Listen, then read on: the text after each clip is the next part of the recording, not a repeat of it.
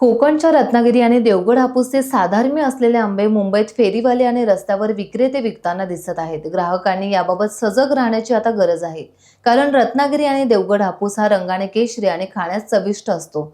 या उलट कर्नाटक आणि आंध्र प्रदेशच्या आंब्याला तितकीशी चव नसते।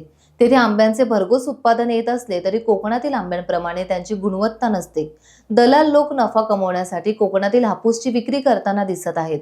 पुणे, मुंबई, सातारा, कोल्हापूर, सांगली, सोलापूर, पणजीसह पनवेल आणि कोकणातील मोठ्या बाजारपेठांमधून परराज्यातील आंबे हापूसच्या नावावर विकले जात आहेत। बऱ्याचशा ठिकाणी हे आंबे डागाळलेल्या स्थितीत आहेत। अजूनही रत्नागिरी आणि देवगडचा हापूसचा दर 1100 ते 1200 रुपयांपर्यंत आहे, तर किरकोळ विक्री 700 ते 800 अशी होतीये। अगदीच कमी दरात 400 रुपयांपर्यंत किरकोळ दर्जाचा आंबा विकला जातोय, तर परराज्यातील आंब्याचा दर 400 ते 500 प्रति डझन असा आहे। हाच आंबा 1100 रुपये दराने रत्नागिरी आणि देवगड हापूस या नावावर विकला जातोय। त्यामुळे खवय्यांनी जागरूक राहण्याची गरज आहे, असे आंबा व्यापारी वर्गातून आता म्हटलं जातंय। टाइम्स डिजिटलला लाईक करा, शेअर करा, सबस्क्राईब करा आणि बेल आयकॉन दाबायला विसरू नका।